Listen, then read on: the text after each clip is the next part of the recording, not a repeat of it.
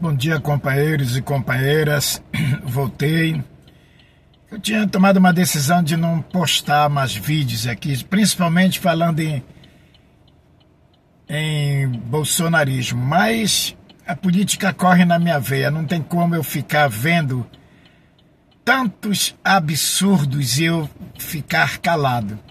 Já que eu sou um ativista político, eu tenho que exercer essa minha função, essa minha vontade.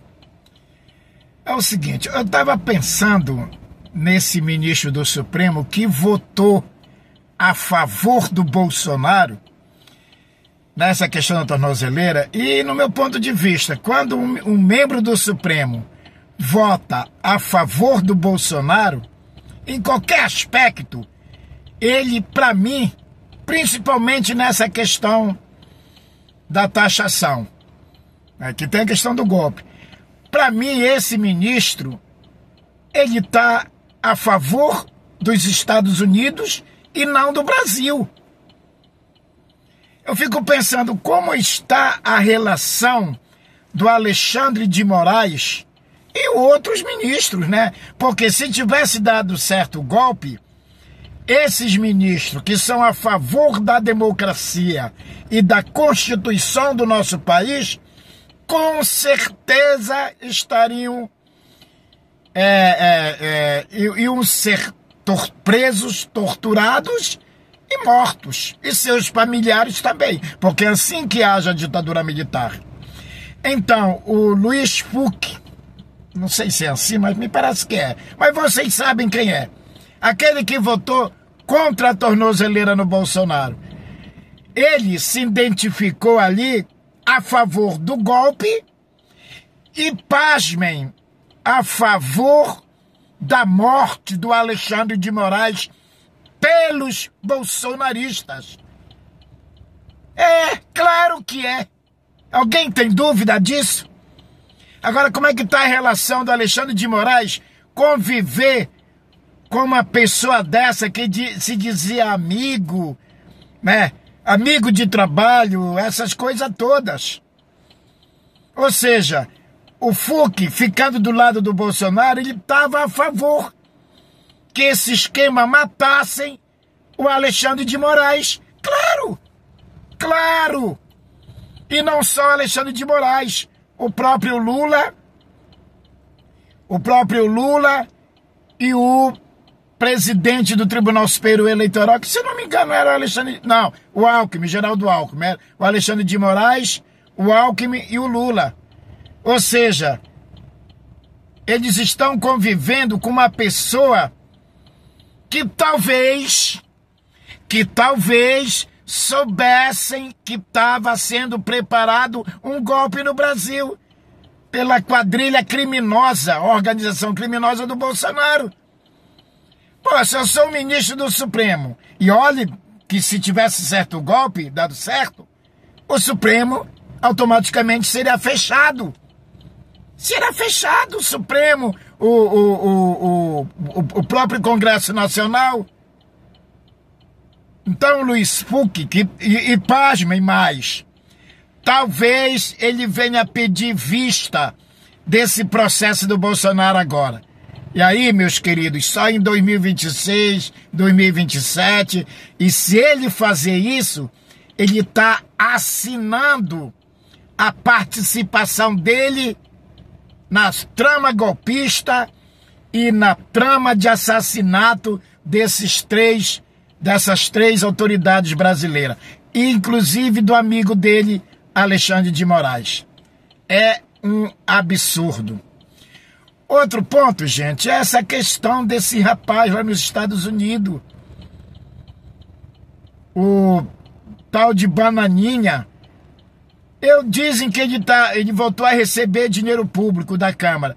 Eu, sinceramente, não acredito num negócio desse, gente. Pô, como é que pode nós, brasileiros, pagar salário, que não é pouco, para um parlamentar nosso eleito pelo voto brasileiro e fazer o que está fazendo nos Estados Unidos? Acho que não é possível um negócio desse. Eu vou procurar me informar, porque na rede social diz que o Eduardo Bananinha está recebendo o salário dele normal lá nos Estados Unidos para denegrir a imagem do Brasil, né? Fragilizar a democracia, fragilizar o judiciário brasileiro. Não é possível que esse cara esteja recebendo.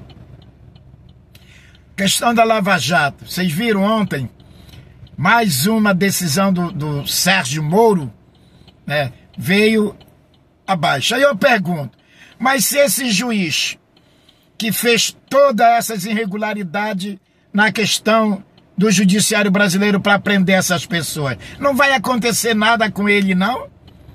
Com o Sérgio Moro? Ou então esses que foram prejudicados, prejudicou a pessoa, prejudicou seus familiares, parentes, amigos. Eu acho que eles têm que entrar com ação agora por perdas e danos, caso moral, contra o Sérgio Moro. Mas isso, gente, da Lava Jato era tudo um esquema. O esquema deles era, primeiro, aniquilar o PT. Eles já estavam visando a eleição de 2018. De 2018. Eles, olha, para tirar os pobres do poder, porque o Lula foi o único presidente que incluiu o pobre no orçamento brasileiro. Foi o único. Então eles queriam tirar, de qualquer maneira, queriam tirar o PT do poder. Aí o Lula, no segundo mandato, fizeram tudo isso, fizeram a questão do mensalão, Lava Jato, diabo a quatro. O que aconteceu? Mesmo assim, o Lula elegeu a Dilma. Então eles não conseguiram tirar o PT do poder. Aí em seguida vem a eleição de 2018, eles vamos ter que não deixar o Lula ser candidato em 2018. Então vamos armar aqui, né, um esquema para não deixar o Lula ser candidato em 2018. Observe que começou lá em 2016 a trama golpista. Então só tem uma alternativa, prender o Lula. Arrumar um jeito de prender o Lula para ele não participar da eleição de 2018. Aí pegaram o Sérgio Moro, que era considerado pelos patriotários, os coxinhas, como o herói, certo? E colocaram o plano na mesa, em ação. Aí prenderam o Lula. O Lula não foi preso por roubo, não. O Lula foi preso por causa do tal triplex. Por causa do tal triplex que a defesa do Lula pediu 5 vezes para mostrar o tal do elevador que ia direto para o apartamento do Lula e nunca o Sérgio Moro deixou os caras filmarem lá para mostrar o tal elevador. Por quê? Porque não tinha elevador, não tinha reforma, não tinha nada. Fazia parte do plano, prender o Lula para o Lula não ser candidato em 2018 porque ele ganhava a eleição. Aliás, o Lula ganhava a eleição em 2018, mesmo preso, ele ganhava a eleição. Tanto prova que a cúpula da Lava Jato não deixaram sequer o Lula dar uma entrevista. Eu me lembro de um áudio que vazou dessa desembargadora federal que agora está afastada por tramóias na questão jurídica contra o Lula, Daniela Reis, me parece. Ela disse, num áudio vazado, não vamos deixar o Lula dar entrevista, senão nós vamos perder a eleição. Olhem só a palavra que ela diz. O Lula não pode dar entrevista, senão nós vamos perder a eleição. Isso em 2018, o Lula preso. O Lula ganhava tanta eleição que até se lhe desse uma entrevista, ele ia influenciar o voto aqui fora e o Lula seria presidente. Mas, por trás disso, o esquema tinha o Sérgio Moro como, se o Bolsonaro ganhasse, ministro da Justiça e em seguida ministro do Supremo Tribunal Federal. Era esse que era o plano. Era esse que era o esquema deles. E conseguiram. Afastaram a Dilma, prenderam um monte de gente do PT para manchar a imagem do PT, né? Em seguida prenderam o Lula e o Bolsonaro conseguiu ser o presidente do Brasil. E aí o Sérgio Moro foi agraciado com aquilo que eles tinham acertado. Ministro da Justiça e, em seguida, ministro do Supremo. Mas no final da história, todos caíram do cavalo. Todos caíram. Só falta o Sérgio Moro vir para a página policial, que eu acho que ainda vai vir. Eu acho que ainda vai vir. Um já perdeu o mandato, aquele tal de Dallagnol, já perdeu o mandato. Bolsonaro está em casa com uma linda pulseira no calcanhar, né? Muitos estão presos e outros que vão ser presos agora, que tem que ser pena máxima. Outro assunto dessa questão da prisão. Um dia desses, os bolsonaristas colocaram a foto de uma velhinha lá, que tinha sido espancada no presídio, né? E estava passando mal. Mas vem cá, o Bolsonaro não dizia que os presídios brasileiros eram igual uma igreja? Tudo na paz? Que os presos eram bem tratados? Que era hotel de 5 estrelas? Mas, se tivesse dado certo o que essa velhinha estava fazendo lá em Brasília, no dia 8, eu não estaria aqui falando, não. Estaria preso. Não tenho dúvida, não. Eu estaria preso. Por quê, Oscar? Porque eu sou a favor da democracia. Eu sou contra a ditadura militar. Eu sou a favor da Amazônia, eu sou a favor do índio, eu sou a favor dos negros, eu sou a favor do trabalhador. Eu sou a favor do Brasil. Eu não uso a camisa da seleção brasileira e nem a bandeira brasileira para enganar trouxa. E nem a Bíblia, e nem Deus, e nem família para enganar trouxa. Para enganar trouxa. Então, esse pessoal vem com esse papo de anistia. Ontem eu fiquei assustado com uma entrevista do Hugo Mota, né, em relação às penas desse pessoal, que uns que estavam lá quebrando pouca coisa, não deveriam pegar 17 anos. Olhem só presidente da Câmara, Hugo Mota, esse que quebrou só a perna da cadeira, tem que ter a mesma pena daquele que quebrou toda a cadeira. Porque o objetivo do que quebrou a perna da cadeira e do que quebrou a cadeira era só um. Era só um, trazer a ditadura militar de volta para o Brasil, via o Bolsonaro. Que história é essa?